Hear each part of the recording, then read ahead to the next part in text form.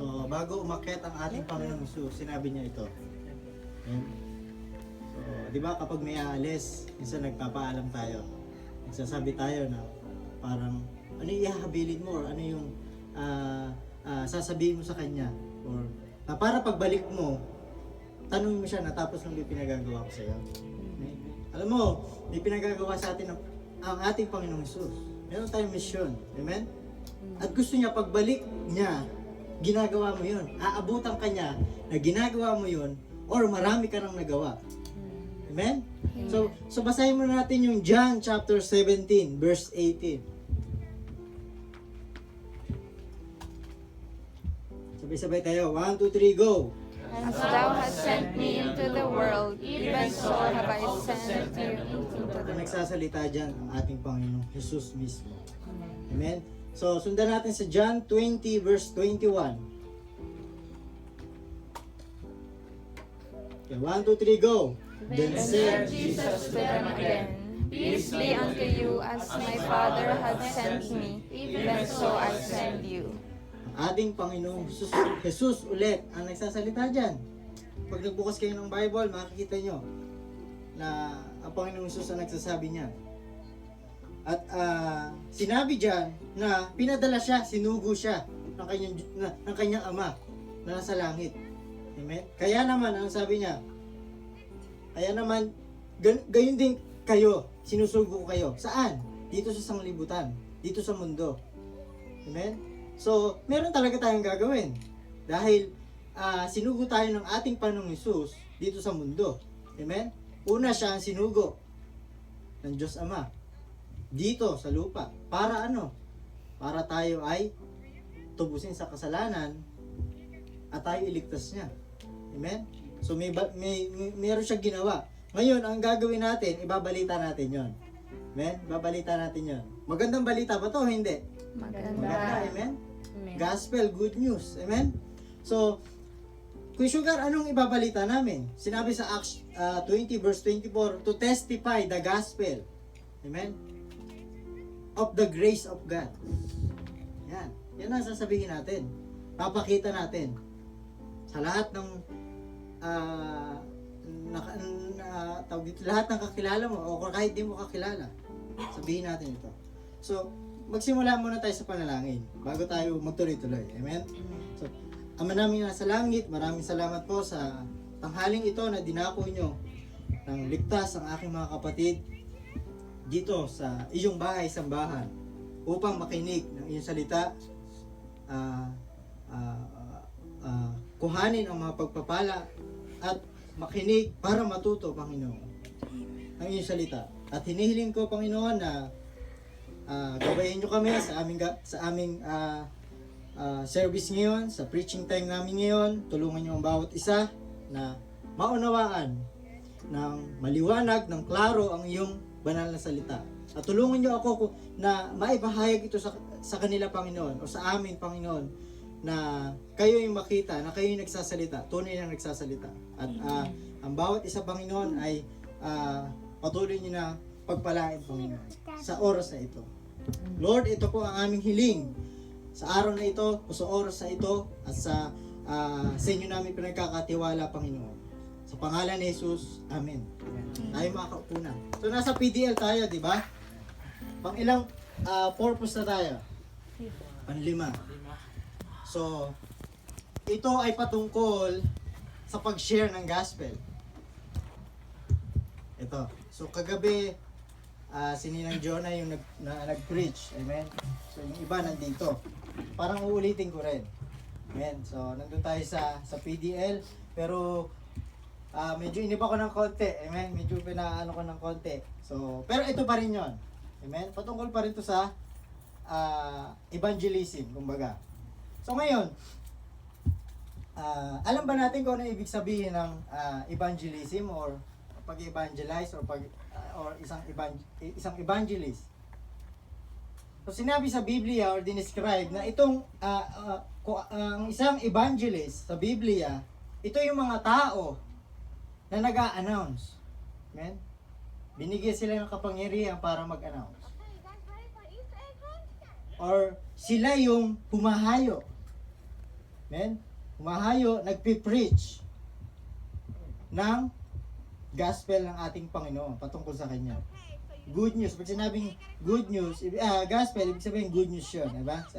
At sinabi kanina sa Acts na yung na testify the gospel of the grace of God. So, evangelist, yan yung mga tao na makita natin sa Biblia, di ba? Ang daming humahayo, ang daming nangangaral. So, yun yung ginagawa ng isang evangelist. So, sino dapat ang gumawa nito? Sino dapat ang gumawa nito? Yung hindi ba ligtas o yung ligtas? Ligtas. Amen. Unang-una, dapat yung ligtas. Pero merong humahayo na hindi ligtas. Halimbawa, yung Mormons, alam nyo? Hayo sila ng hayo. Amen? Pero hindi sila ligtas. Hindi si Jesucristo ang tagapagligtas sila. Pero nag-evangelist sila, di ba? Nag-ano sila, humahayo sila. Amen? How much more tayo? Hawak natin ang katotohanan. Dapat mas lalo tayo ang humayo. Amen? Amen. Ba't ang hina na amen nyo? Amen. Amen. Ratok na kayo? Kakasimula ko pala. So tayo dapat tayo yung mas di ba? So kung naaalala nyo, napakwento ko sa inyo noon sa iba kong preaching na mahayo kami. Kasalubong namin mga Mormons. Di namin sila naaway So kumbaga, pagpagod na kami, biglang milalabas na Mormons. Sipag. Bibag pa. Bag. Tapos, presentable ang suot. Hindi kami papatalo dyan. Akin ulit. Siyempre, ganun eh. Diba? Sabihin ng leader namin, kailangan mas masipag tayo kaysa sa kanila. Dala-dala natin ang tunay na gospel. Amen? Hindi pwedeng patay-patay tayo. Pag patay-patay ka, lagot ka sa posture mo. Amen? Tatanungin ka niya kung ilan nakausap mo, ganyan. So yun. Yung pag-spread ng gospel, isa yun sa paraan. So, sinabi niyo kung sino dapat gumawa. Dapat talaga ang believer. Amen? Amen. Pero pag gaya ng ibang sector o ibang church, ginagawa din naman nila ito eh. Amen? So, saan ito dapat gawin? Kuya Sugar, saan ba dapat ito gawin? Sinabi kanina sa Matthew, di ba? Teach all nation. Sa lahat ng bansa. Kuya Sugar, pupunta pa ba ako sa ibang bansa? Isa-isahin ko ba lahat ng bansa? Sabi dito sa Acts 1:8, di ba kung naalala nyo? Amen? Na sa Jerusalem, amen? Sa Judea and Samaria. Saan pa? And unto the uttermost part of the earth. Pag binasa niyo Acts 1:8, makita mo ron. Dito. Kuya Sugar, punta ba ako dyan sa Jerusalem? Sabi mo kasi Kuya Sugar, dito magsisimula, dito sisimula. Alam niyo ba na meron tayong kanya-kanyang Jerusalem? Amen? Kung saan ka nandun, yun ang Jerusalem mo. Bigyan ko ng example. Or, ito yung ilagay natin sa isipan natin. Ang Jerusalem mo, yung loob ng bahay mo. Diyan mo sisimulan. Amen? Diyan mo sisimulan. Sino-sino nandyan? Nanay mo, tatay mo, kapatid mo. Sino pa? Pamangkin mo. O mga pinsan mo. Diyan mo sisimulan. Yan ang Jerusalem mo. Amen? Kapatid, yan. Hindi yung pupunta ka sa Jerusalem, doon ka mag-start ng share the gospel. Hindi. Ito, lagi nyo tandaan. Diba kapag tayo may balita, halimbawa, may kapatid ako, pagka nakakita ako na wala kasi akong license. So, sa probinsya pwedeng malaya ka magmotor na kahit saan. Pero minsan may mga checkpoint. Sabihin ko kagad sa kapatid ko, kuya, huwag kang dadaan doon kasi mahuli ka ron. Hindi ko uunahin ko sabihin yung kapatid ko kaysa doon sa hindi ko kakilala. Amen? Bakit? Kasi may pakialam mo sa kapatid ko. Ayaw ko siya mahuli or magbayad ng di ba? Makuha yung lisensya niya. Ganun din. Ito, unahin mo yung mahal mo sa buhay, sa madaling salita. Nakuha natin yung mabuting balita, yung balita patungkol kay Kristo, kanino mo unang dapat sabihin? Amen. Sa loob ng bahay mo, sa pamilya mo. Amen? O anong sumunod? Sa Judea and Samaria. Amen? So, sasabihan mo lahat yung mga kakilala mo, yung mga kaibigan mo. Yan. Para sa akin, ang Judea at Samaria, ito yung mga tao na hindi mo naman kilala. Amen? Hindi mo kilala, pero nakikita mo sila. Sila ang Judea and Samaria mo. Saan naman yung outermost part of the earth? Kapag tinimiminin yun, ito yung walang katapusan, di ba? Walang hanggan, o walang sa dulo raw ng earth, wala naman dulo ang mundo. So, ang ibig sabihin nun, wala rin katapusan na mag-share ka ng gospel. Yun ang ibig sabihin nun. Hanapin mo yung dulo ng earth, may makita ka. Wala.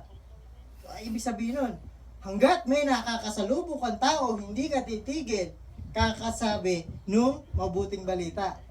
Amen? Yun ang ibig sabihin niya. Saan natin yung unahin? Pamilya. Sa loob ng bahay, pamilya natin. Amen? Hindi pwedeng tayo lang ang ligtas. Amen? Tayo lang yung pupunta ng langit. Hindi pwedeng tayo lang. Ako, naranasan ko na iwan. Nagpunta sila ng Star City, na iwan ako. Ako lang mag-isa, buong pamilya namin. Kasi may pasok ako. Amen? Tapos, andyan si Dire, pero sige, sabihin ko pa rin. Para ano. Hindi ako sumama sa Star City kasi meron ako nililigawan doon sa eskwelahan. Pinili ko yung pumasok na lang. Amen? Pero nag-aagaw. Pero ngayon, syempre si Dirna. Kailangan bumawi. Pass. Ayan. So hindi ako sumama sa Star City. Pero alam mo na, nalulungkot pa rin ako. Pag nagkwentuhan sila, pag nagkwentuhan, sumakay sila sa ganito. Tapos ako parang, hindi ko alam kung dapat pala sumama ako. Pero sa totoo lang, nung pumasok ko, wala nangyari. Amen? So, mahihain ako. Kumbaga, wala nangyari talaga. Parang pumasok ka lang. So, ayun. Di ba nakakapanghinayang? Amen? Ganun yung mararamdaman ng pamilya mo. Ikaw, nasa langit ka. Tapos, pagdating mo sa langit, wala rin mga kapatid mo. Wala din yung nanay mo. Dalawa lang ang pupuntahan ng tao na sinabi sa Biblia. Langit o impyerno. Kung sugar, ang bigat naman sinabi mo, ibig sabihin, nasa impyerno sila. Oo, nandun sila sa impyerno.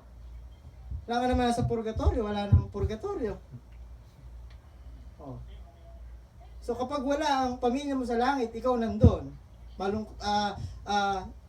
Nandun yung time na parang manghihinaya ka, magsisi ka. Amen? Although safe ka, masaya ka, pero alam mo yun, yung parang dapat nandito sila eh. Dapat binuka ko yung bibig ko. Sinabi ko sa kanila. Amen? Ngayon, yung nasa impyerno. Ito, save pala to. Alam pala niya si Jesucristo. Bakit hindi niya sa akin sinabi noon? Iisang bahay kami.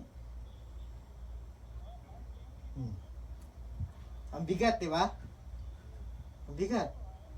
Araw-araw kasama mo sa trabaho, best friend mo pa. Hindi mo lang nasabihan. Kaya ang Panginoong Hesus, kung saan siya nakakarating, mga disciple, kung saan nakakarating, para lang masabi ito at kumalat sa buong mundo. At ito yung gagawin natin. Amen? Ito yung mission natin. Sabi sa Matthew chapter 9 verse 37 na the harvest truly is plenteous. Amen? But the laborers are few. Fews, amen? Pagtingin ng ating Panginoong Hesus, ang daming i-harvest. Ako lang ba mag-isa? Kumuha siya ng disciple. Kulang pa rin. Amen? Hanggang ngayon, kulang pa rin. Naalala ko sa Nueva Ecija, ang daming pananim. Amen? Ang daming palay. Pag time ng harvest, talagang kita mo yung butil, yung palay. Alam mo yun, lalo na pagka tag-araw, maganda yung ani. Ngayon, imagine nyo, pag yun hindi ginapas, or hindi hinarvest, masasayang yun. Malalaglag lang yun, hanggang sa masira, mabulok, maulanan, kainin na ibon. Ganun yung nangyayari kapag hindi mo hinarvest. Ganun din sa tao. Kapag yan hindi mo hinarvest, sayang. Imbis na 100 kaban ang hinarvest mo, sa 10 lang. Sayang yung iba. Ito sinabi ng ating Panginoon, siya mismo nagsabi nito. The harvest truly is plenteous. Napakarami. But yung manggagawa ay kakaunti. Amen? May katotohanan ba to o wala? Siyempre meron. Ang ating Panginoon nagsabi na ito. Nakikita niya ang lahat. Amen? Especially nung nandun siya sa cross, kita niya lahat ng kasalanan. Dapat ito masave. Amen? So kaya yun yung hinabili niya sa atin bago siya umakyat sa langit. So may tatrabahuhin tayo. Amen? May tatrabahuhin talaga ang isang Kristiyano. So ngayon, tawag dito, bibigyan ko kayo ng isang kwento para mas lalo pa nating maintindihan kung ano ang evangelism or pag-share ng gospel. Kung alam niyo yung kwento ni Philip, si Philip at yung Ethiopian eunuch. Alam niyo yung istorya na yan? Hindi gaano, no? Kasi hindi masyadong hindi masyadong pamilyar ng kwento na ito. Kumbaga, ito kinikwento ko dun sa mga bata noon. So, medyo alam ko siya. Siyempre pag kwento sa mga children, di ba, yung hindi naman yung malalim, di ba? Ikikwento mo lang yung katatawanan o yung para ma-attract yung pandinig nila, di ba?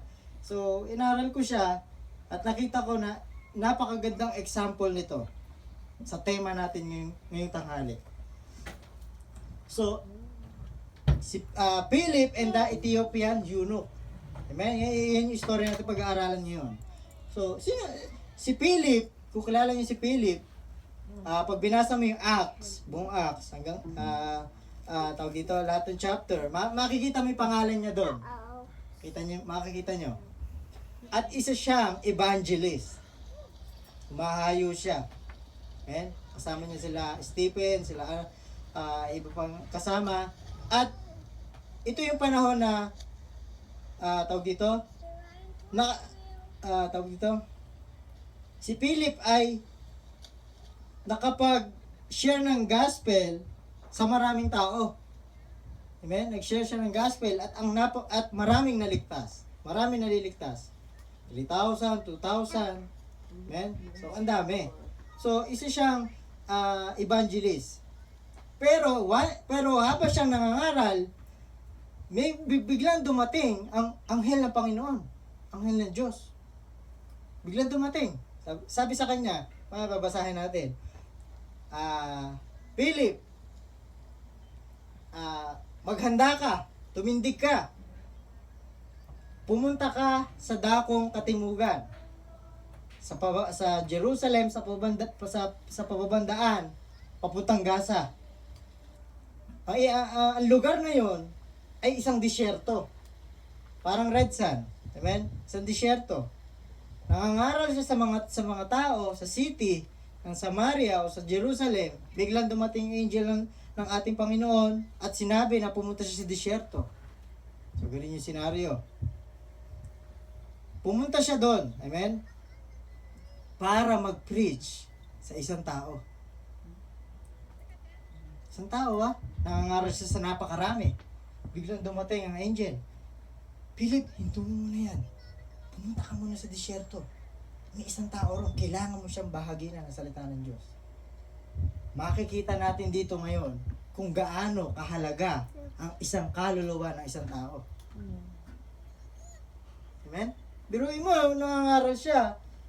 Bigla siyang pahintuin, punta siya doon sa disyerto. Disyerto, wala mang tao ron. Amen? Baka wala naglalakad doon, wala naglilibot doon. Meron dadaan doon. Kailangan niya, inutusan ng Diyos na kausapin niyo. Nadala siya doon.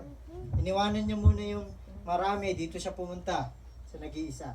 So pinapakita dito na napakahalaga ng kaluluwa ng tao kahit siya na iisa. Amen? Amen.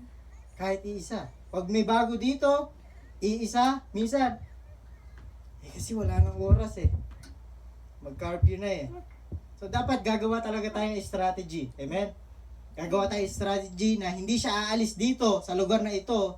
Pinagpe-pray ko sa Panginoon na yung JBL maging masipag sa pangangaral ng salita niya, lalo na pag-share ng gospel. Ayoko na may alis dito na hindi ligtas. Amen? Especially yung bago. Dapat hindi na natin yung pakawalan. Amen? Hindi na natin yung pakawalan. Ihagis mo na yung lambat. Amen? Amen. Fishers of men tayo, di ba? Amen. Oh. Ito, iisa lang eh. Bakit siya pinupunta pa siya doon ng Panginoon? Kasi mahalaga yun sa Panginoon. Pwede naman niyang balikan. Amen? Yung marami. Yung nasa disyerto, minsan lang yung dadaan doon. Amen? So tuloy natin yung kwento ha. Basahin na, bakit wala yung kwento? Dahil wala akong slide. So, basahin natin yung Acts, chapter 8, verse 26. Amen? Acts, chapter 8, verse 26. Amen. So, basahin ko. And the angel of the Lord spake unto Philip, saying, Arise, go toward the south unto the way that goeth down from Jerusalem unto Gaza, which is desert. So, sa Manila sa disyerto 'yon. Tapos, anong ginawa ni Philip? Verse 27. So, bago yung lahat yun, ito mo na. Na-receive niya yung instruction ng Diyos. Amen? Na-receive niya. Isipin niyo kung kayo yun. Pupunta kaya kayo doon? Punta kaya kayo doon? So, sugar, may ginagawa ako dito eh. Pwede ba wag na yun? Pwede ba tsaka na lang yun? Especially kapag ang banal na espiritu ang nagsabi sa'yo, gawin mo kagad. Gawin mo na kagad. Importante yan. Oh. Si Philip hindi nagdalawang isip na pumunta. Pumunta siya kagad. Hindi niya inisip na disyerto to, malayo ito. Lakarin ko lang to. Wala pa akong kasama. Minsan yung Kristiyano ganun, ayaw kumilos pag walang kasama. Amen? So dapat kikilos talaga tayo. Gayahin natin si Philip. Marami tayong mapupulot dito pagdating sa pag-evangelize. So, naalala, gaya na sinabi ko, yung instruction, napakahalaga. Naalala niyo yung nangingisda sila Pedro? Magdamag na kaming nangingisda, ni Dilis wala kami nahuli. Ni Isa wala kami nahuli. Dumating ang ating Panginoon Jesus. Ihulog nyo doon sa kanang bahagi. Ihulog nyo ron. Kung papansinin mo yung kwento na yon, sumunod doon si Pedro. Pero 50-50. 50-50 kasi medyo duda siya eh. Magdamag na ako dito, ihahagis na naman ba ulit? Amen? Alam mo kung ano yung hinagis niya? Iisang pirasong lambat lang hinagis niya. Pero napakarami niyang lambat. Nung pag-ahon niya, halos masira na yung lambat. So totoo lang, hindi siya sumunod kagad ng 100%. Nag-iwan siya ng ibang lambat. Pero kung hinagis niya lahat, amen, mas marami siya mahuli. Pero, so napakahalaga ng instruction. Pag may sinabi ka, gawin mo, kung ano yung instruction, gawin mo. Kompleto. Hindi yung kulang-kulang, especially yung puso mo. Kailangan hindi hati. Amen? At naalala nyo rin si Jonah. Amen? Yung Jonah chapter 1 verse 1 na the word of the Lord came to Jonah. Pinapupunta siya sa Nineveh. May instruction na naman sa kanya. Kung tutusin, 2 beses siya binigyan ng instruction. Ayaw niya nung una. Ano ginawa sa kanya? Pinakain siya sa buhaya? Hindi. Malaking isda. Amen? Pinalo siya ng Lord. Ayaw niya sumunod eh. Kailangan din niya mag-preach doon. Kailangan din niya humayo doon. Wala na siyang magawa. Ayoko nang makain ng balyena o malaking isda ulit. Preach siya ngayon. Pero, yung puso niya, hindi pa rin okay. Ang nasa isip niya, itong mga taong ito, ay dapat lipulin na lang to. Lord, lipulin na lang to. Pero ginawa na niya, nag-share na siya, pero nandun pa rin yung ano niya. Bakit? Kasi hindi niya mahal yung mga taga doon. Wala siyang pakialam sa mga tao rin, hindi niya mahal. Kaya napaka-importante sa isang Kristiyano na mahal mo yung nasa paligid mo. Amen. Kailangan mahal mo sila. Si Jonah, ayaw niya. Ginawa man niya pero hindi pa rin siya masaya. Kasi naniniwala siya na dapat to parusahan to. Sobrang sasama ng mga taga Ninive. Ang dami magnanakaw. Bloody City. Diba kung naalala niyo yung preach ko noon na Bloody City, iwanan mo yung cellphone mo dyan o motor mo dyan, mawawala na maya-maya. Ganun sa Ninive. Pumunta si Jonah, nag-preach siya. Kumilala yung mga tao sa ating Diyos. So napakahalaga yung instruction, di ba? Kaya sinabi ko, napakahalaga ng instruction.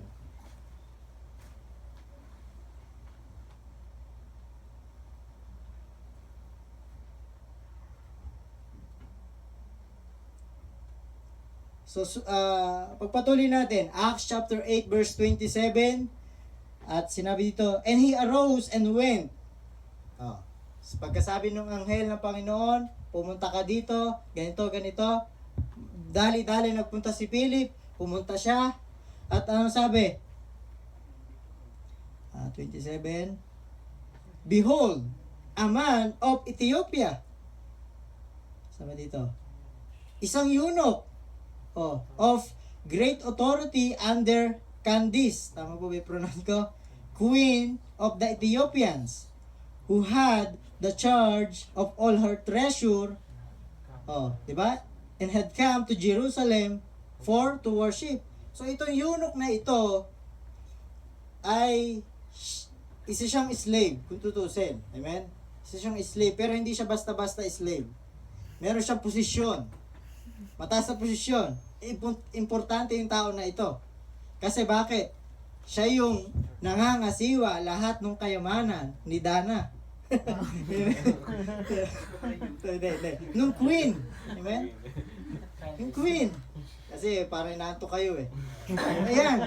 So, siya yung namamahala. So, talagang itong taong to, importante ito. Kasi pag ito ang nawala. Diba? Mawawala yung mga kayamanan ng queen. So na-encounter ni Philip yung eunuch na ito. Amen? So, siya ay nanggaling sa Jerusalem para sumamba. Nanggaling pala siya ng Jerusalem. So, pansinin natin yung taong ito, yung eunuch na ito. Isa siyang seryosong tao, isa siyang religious guy, at kung papansin nyo pag binasa nating mamaya, hindi siya ligtas. Hindi siya ligtas. Pumupunta siya ng Jerusalem para mag-worship, uuwi ulit siya, pupunta ulit siya, hindi siya ligtas. Pag binasa mamaya, makikita natin. Pero, sinusubukan niyang hanapin ang katotohanan. Nagbabasa siya ng scripture. Book of Isaiah. Basa siya ng basa. Amen? Sinisikap niyang intindihin. Ano nangyari? Hindi niya maintindihan. Amen? Punta siya ng JBL, nag-worship, uwi. Punta siya ng JBL, nag-worship. Wala, hindi pala ligtas. Nagbasa ng Bible, binitawan, hindi ko maintindihan ito. So parang ganun yung nangyayari dito. Ako naniniwala, at sinabi rin ng Biblia, na kapag ang isang tao naghahanap ng totoo, magpapadala ang Diyos sa kanya ng tao na tutulong para malaman talaga niya ang katotohanan. Gaya nito, nung eunuch, naghahanap siya ng katotohanan. Amen? Naghahanap siya. Anong ginawa? Pinadala ng Panginoon si Philip. At mamaya makikita natin dito. Itong mga eunuch na ito, pagpatuloy natin, Acts chapter 8 verse 28. Basahin ko. At siya ay pabalik at nakaupo sa kanyang karo at binabasa ang propeta Isaiah. Amen? Was returning and sitting in his chariot, read Isaiah the prophet. So, pagayari yung magsimba, sumakay siya sa chariot. O gawin natin FJ Cruiser. Amen? Kasi mga Saudi, madalas sa Red Sun. Doon sila dumado. So, ayan. Nag-drive siya. May driver siya. At siya ay nakaupo ron at nagbabasa. Amen? So, ano sumunod?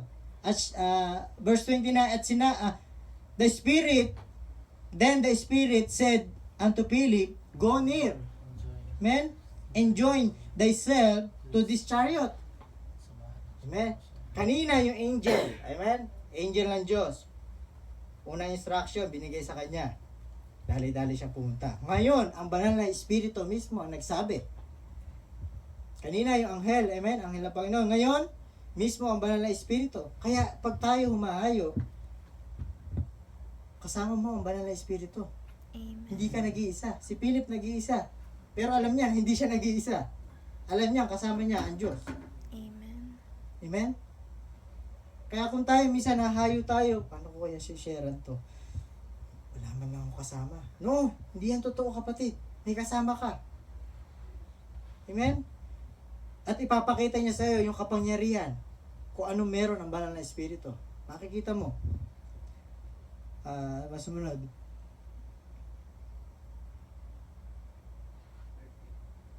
Alam mo, kapag meron tayong gagawin isang bagay, tinutulungan naman talaga tayo ng Diyos, di ba? Na hindi natin matatapos ang isang bagay kung wala ang pagtulong niya, kung wala yung pag-guide niya. Kasi sinabi rin niyo sa Psalms, chapter 32 verse 8, na I will instruct thee and teach thee in the way shall go. I will guide thee with mine eyes. Mismo ang aking mata. Amen? So, ilagi natin ito isipin.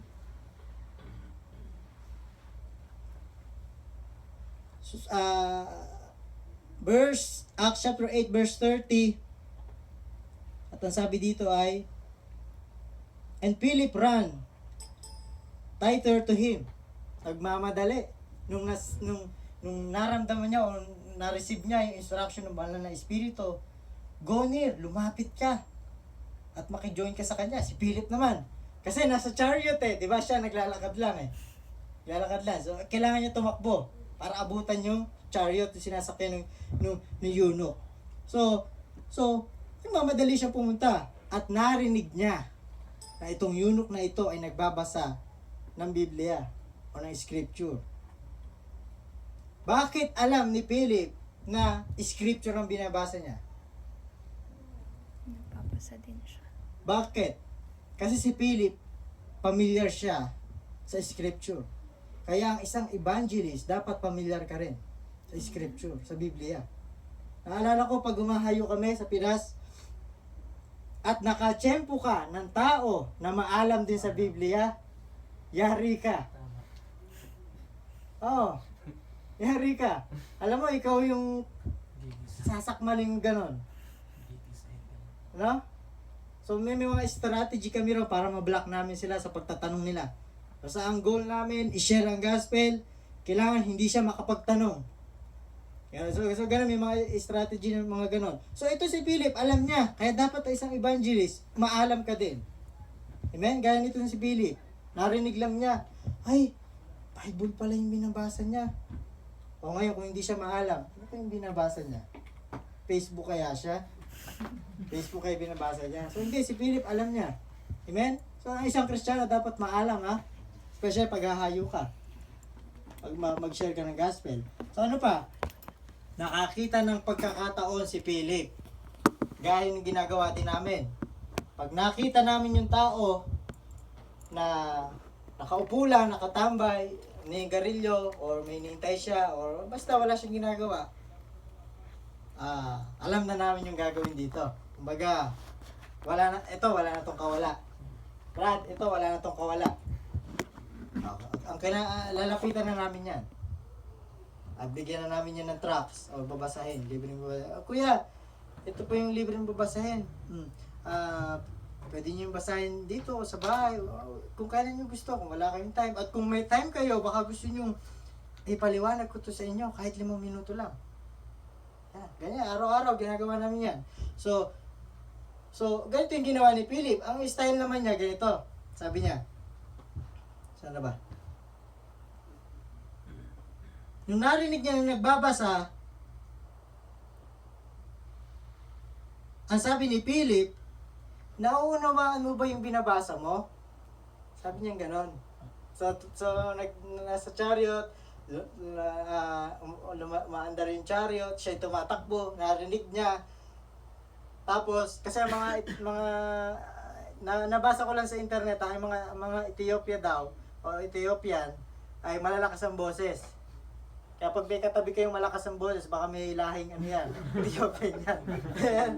may lahi sila. So may lakas ang boses nila, malalakas. So, tumakbo, naiintindihan mo ba yung binabasa mo? Nakakita siya ng pagkakataon, di ba? So, sumagot, sabi niya, sa 31, sumagot. Sabi, paano magagawa ko? Liban na lang, sabi dito, kung merong papatnubay sa akin or merong tutulong or mag-explain sa akin ng aking binabasa. Yung sabi niya. At itong eunuch na ito, inimbitahan na niya si Philip. Amen? Ang Holy Spirit talaga, ang galing. Siya yung nag-set ng meeting. Amen? Once na sumunod ka, tuloy-tuloy. Nakita niyo? Hindi, diyan ka, huwag ka sumakay rito. Hindi gano'n. Kasi may gagawin ang Diyos sa tao na yon. Kailangan mo lang sumunod. Sumunod. So, ayan. So, pinasakay pa siya sa FJ Cruiser. Amen? So, ayan. So, sumakay siya sa chariot at sabi dito, nag-usap na sila. So, at sa verse 32, sabi dito, the place of the scripture which he read was this. Amen? Sabi dito, he was led as a sheep to the slaughter, and like a lamb dumb before his shearer, so opened he not his mouth. So pag binasa mo ulit yung kasunod dyan, verse 33, makikita mo dito na yung binabasa ng eunuch ay talagang galing sa scripture. Ito yung book of Isaiah chapter 53. Amen? So pag binuksan mo yung Isaiah chapter 53, yung nakasulat dito sa Acts, yun yung mababasa mo. Iisa sila.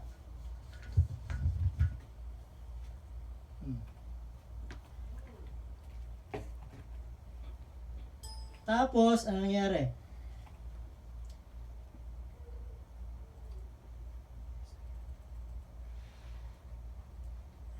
Ito, sumagot yung, so habang pinakita rito na, sa Isaiah pala ito. Itong binabasa nung eunuch. So sabi dito sa verse 34, and the eunuch answered Philip and said, I pray thee, of whom speaketh the prophet this? Of himself or of some other man? Sabi dito, nagtanong yung habang nagbabasa sila ng scripture, nagtanong yung eunuch. Sabi niya, ito ba ay patungkol sa kanya o sa iba, sa ibang tao? Siyempre, ang sagot doon, hindi patungkol sa kanya. Amen? When is about prophecy, laging patungkol sa ating Panginoong Hesus. So, kung papansinin mo yung verse, yung chapter 53 na yan, Isaiah chapter 53, yung binabasa ng eunuch,